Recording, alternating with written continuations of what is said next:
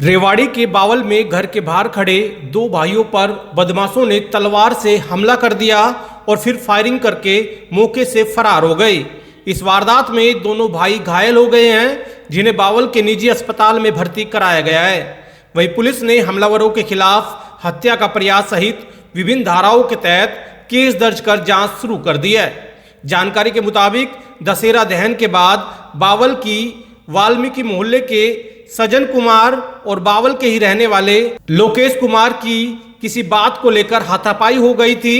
उस वक्त दोनों को शांत करा दिया गया था, लेकिन फिर रात को लोकेश अपने आधा दर्जन साथियों के साथ सजन कुमार के घर पहुंचा, जहां पर सजन कुमार के भाई रोहित और राहुल पर तलवार और लाठी डंडों से हमला कर दिया गया। आरोप है कि इस दौरान मटरू पहलवान नाम के एक शख्स ने उन पर फायरिंग भी की, जिससे वो बाल बाल बच गए। दोनों भाइयों ने अपने आप को घर के भीतर बंद करके जान बचाई और पुलिस को फोन किया। वारदात के बाद हमलावर मौके से फरार हो गए और सूचना के बाद मौके पर पहुंची पुलिस ने घायलों को अस्पताल में भर्ती कराया। बावल थाना पुलिस ने शिकायत के आधार पर हत्या का प्रयास आर्म्स एक्ट की धाराओं के तहत केस दर्ज कर जांच शुरू कर दी है और एक आरोपी को हिरासत में लेकर पूछताछ की जा रही है।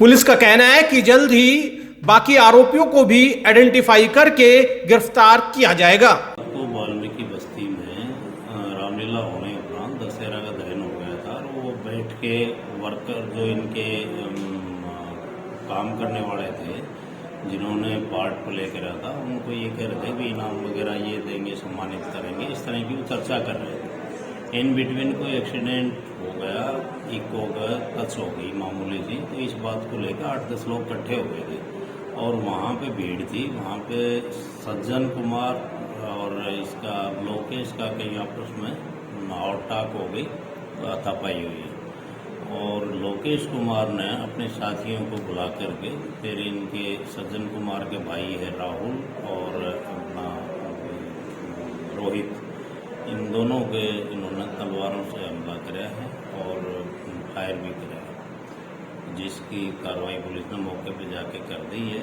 और पर्चा दर्ज हो गया उसमें 148, 49, 323, 324 और 307 IPC 2559 ये कोई अपराधी हाथ आया नहीं? हाँ, एक अपराधी अभी राउंड अप कर रहे हैं, तो वेरीफाई कर रहे हैं।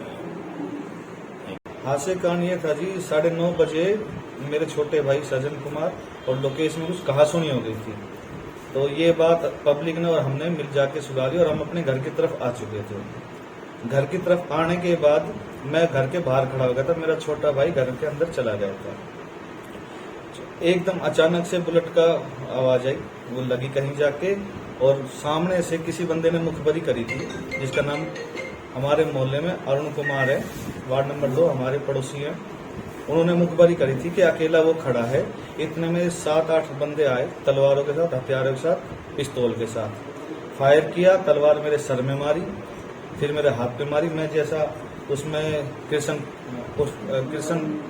गांव निवासी कन्हौरी, उसका छोटा भाई बाबू, पहले तो उन दोनों ने मेरे को तलवारों से मारना शुरू किया, डंडों से, लठों से।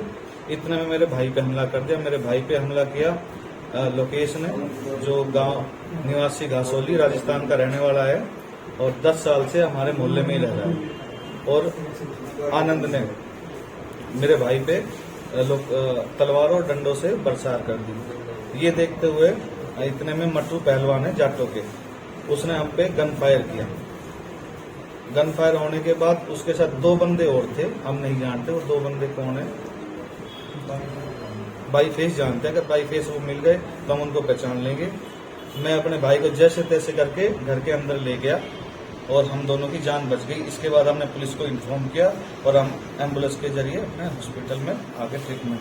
सर कुछ मामला नहीं था, हमारी बीच सड़क पर शिव जी के मंदिर के पास थोड़ी सी भीड़ लग रही थी, उसे देखने के लिए हम भी चले गए थे। वहाँ पे भीड़ किस चीज की लग रही थी?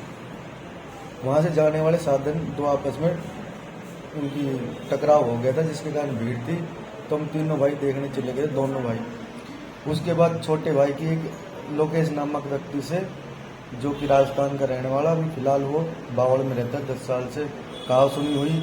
कहा सुनी के बाद हम घर आ गए घर आने के बाद हम दोनों भाई तो चले गए अंदर कमरे में खाना खाने के लिए। ये बीच वाला भाई राहुल ये वहीं पे रह गया और वहाँ से सीधा मटरू और आनंद नाम के दो इंसानों ने फायर किया है, जिसके बाद ये अफरा तफरी मच गई। और उसके बाद दोनों तरफ से घेर के कनौरी, लोकेश, आनंद, मटरू और कनौरी को भाई छोटा बाबू, उन्होंने हम पर तलवारों से हमला किया है। उन्होंने मेरे को पीछे से मारने के बाद नीचे गिर दिया था।